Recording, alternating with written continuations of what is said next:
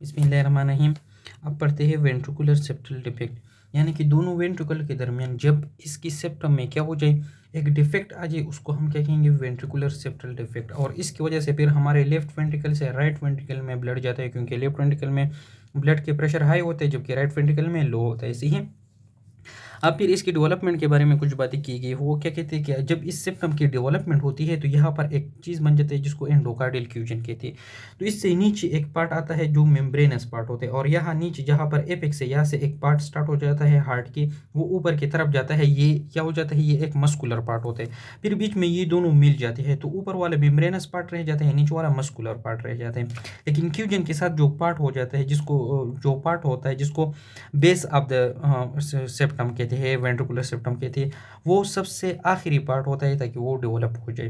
तो 90% of the cases जो होते हैं वेंट्रिकुलर सेप्टल डिफेक्ट वो यहाँ पर होते हैं। और दूसरी बात, सबसे कॉमन जो है वो कौन सा है, वेंट्रिकुलर सेप्टल डिफेक्ट है, जो कि कंजेनिटल कार्डिक एनोमलीज में सबसे कॉमन है। अब आगे क्या कहते हैं कि 90% लोगों में जब बच्चा जो होता है एडल्ट की तरफ जाता है, ये खुद ब खुद ही क्लोज हो जाता है, लेकिन 20 to 30% में ये रहता है। क्यों रहता है? क्योंकि ये किसी और कार्डिक प्रॉब्लम के साथ रिलेटेड होता है। हमारे हार्ट में कोई और प्रॉब्लम होता है तो उसके साथ ये क्या होता है, लिंक्ड होता है।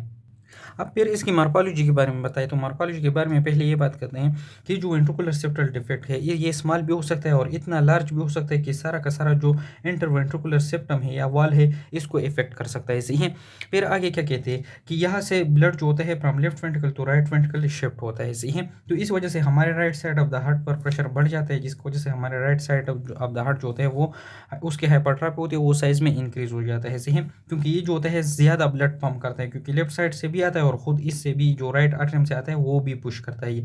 इसके अलावा जो पल्मोनरी विसल्स होते हैं उनका डायमीटर भी बढ़ जाता है। क्यों बढ़ जाता है? क्योंकि वो भी ज़्यादा ब्लड जो होते हैं अपने अंदर ले जाते हैं लंग्स की तरफ, और जब लंग्स की तरफ ज़्यादा ब्लड जाएगा तो जाहिर बात है कि वहाँ पर पल्मोनरी हाइपरटेंशन काज होगा। इसके बाद इन्होंने क्लिनिकल फीचर्स के बारे में बताया है यहाँ पर। तो यहाँ पर क्या कहते हैं कि इसकी सिम्टम्स भी या ऐसे हो सकते हैं कि कुछ सिम्टम काज नहीं करेगा, या जो होता है ये बहुत सारे सिम्टम काज कर सकता है, जैसे या स्मॉल सिम्टम्स काज कर सकते हैं।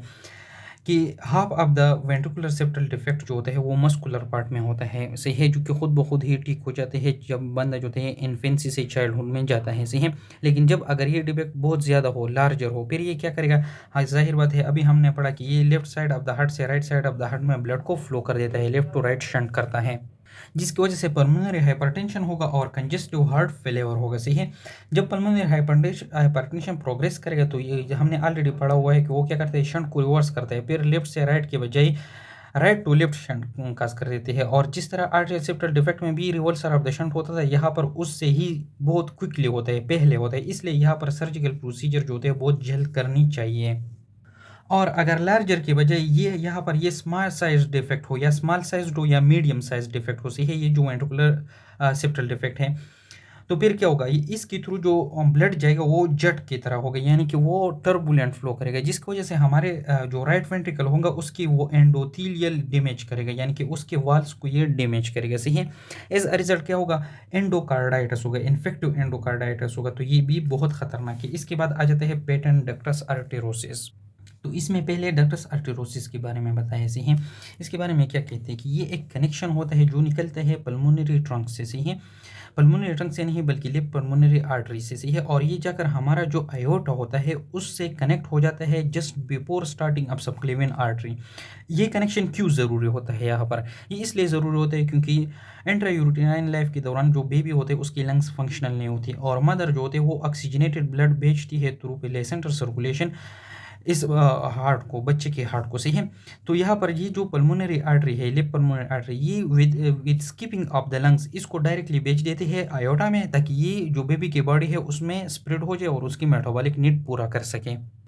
अब जब फुल टर्म हेल्थी बेबी होती है उसमें क्या होता है, उसमें ये होता है कि ये डक्टस आर्टेरोसिस जो होता है ये क्लोज होना स्टार्ट कर देते हैं। ये क्यों क्लोज होता है? क्योंकि यहाँ पर जो होता है एक जो हमारे पल्मोनरी सर्कुलेशन का प्रेशर होता है वो कम हो जाता है, सही है। और हमारे अरोटा में प्रेशर ज़्यादा हो जाता है जिसकी वजह से यहाँ पर ऑक्सीजनेशन ज़्यादा हो जाती है और वहाँ पर ऑक्सीजनेशन कम हो जाती है, तो यहाँ की सेल्स को जो होते हैं उसको ऑक्सीजन मिलता है और वो बहुत स्ट्रांगली कंट्रैक्ट कर देती है, सही है। इसके अलावा जो दूसरा रीज़न है वो क्या है कि प्रोस्टाग्लैंडिन E2 ये जो होता है इसका कंसंट्रेशन कम हो जाता है। एज अ रिजल्ट यहाँ पर डक्टस आर्टेरोसिस के मसल ज़्यादा कंट्रैक्शन करते हैं इंस्टेड ऑफ रिलैक्सेशन, तो ये क्लोज हो जाती है। और ये कब क्लोज हो जाता है? With in 1 to 2 days of birth. और फर्स्ट फ्यू मंथ्स में फिर यहाँ पर क्या रहता है, एक फाइब्रस टिश्यू रह जाता है जिसको हम वो कहते हैं लिगामेंटम आर्टेरोजम। लेकिन कुछ बेबीज़ में क्या हो जाता है कि अगर कोई और हार्ट डिफेक्ट हो या जो होता है वो रिस्पायरेटरी डिस्ट्रेस सिंड्रोम हो, तो उसकी वजह से यहाँ पर ऑक्सीजन ज़्यादा नहीं मिलता है इन सेल्स को, जिसकी वजह से ये सेल्स स्ट्रांगली कंट्रैक्ट नहीं करते और ये डक्टस आर्टेरोसिस उसी तरह ओपन रह जाता है। और 7% of the congenital heart defects इसके होती है, इसी है पेटेंट डक्टस आर्टेरोसिस की होती है। और 90% ये जो होता है ये अकेला ही होते हैं, कोई और हार्ट डिफेक्ट नहीं होता। फिर इसकी क्लिनिकल फीचर्स पर आ जाते हैं। अब इसके बारे में क्या कहते हैं कि ये जो डायग्राम है ये किस चीज़ के लिए, ये पेटेंट डक्टस आर्टेरोसिस के डायग्राम है, सही है। यहाँ पर क्या होता है कि इस आयोटा से जो होते हैं ब्लड इस पेटेंट डक्टस आर्टेरोसिस के थ्रू आते हैं पल्मोनरी ट्रंक में और यहाँ से हमारे राइट साइड में आते हैं, सही है। और आयोटा जो होते हैं blood left side of the heart से रिसीव करती है, तो ये ब्लड को शंट करते हैं left side of the heart से right side of the heart में, सही है। तो जाहिर बात है हमारे right side of the heart पर बोझ बढ़ जाते हैं, तो वही इफेक्ट्स होंगे जो पहले हो गए हैं। इसका साइज इंक्रीज हो जाएगा, हमारे जो राइट साइड ऑफ द है उस पर बोझ बढ़ जाएगा। एज अ रिजल्ट जो पल्मोनरी सर्कुलेशन है वहाँ पर हाइपरटेंशन होगा, कंजेस्टिव हार्ट फेलियर का हो जाता है, सही है। लेकिन आखिर में जब पल्मोनरी सर्कुलेशन में प्रेशर बहुत ज़्यादा बढ़ जाता है तो वो इस साइकिल को रिवर्स कर देगा और उस बॉडी में क्या हो, फिर ये राइट टू लेफ्ट शंट का हो जाएगा। एज अ रिजल्ट उस जो पेशेंट होता है उसमें साइनोसिस स्टार्ट हो जाएगी, जिसको हम आइजनमेंगर सिंड्रोम कहते थे, वो भी इसमें हो जाएगा। इसके अलावा ये जो ब्लड आता है ये बहुत हाई प्रेशर से आ जाता है, तो ये इनकी वाल्स को भी डैमेज करता है, तो ये इन्फेक्टेड एंडोकार्डाइटिस भी कस कर सकता है। अब कुछ कंडीशन ऐसे होते हैं उसमें हम इसको ओपन रखना चाहते हैं, जिस तरह किसी इन्फेंट है उसको उसका जो आयोटा है उसमें ब्लॉकेज है, एट्रेज है या पल्मोनरी ट्रंक में ब्लॉकेज ऐसी है, तो फिर ये वाहिद रास्ता होता है कि उस बेबी को ब्लड मिल सके, ऑक्सीजनेटेड ब्लड मिल सके या ब्लड मिल सके।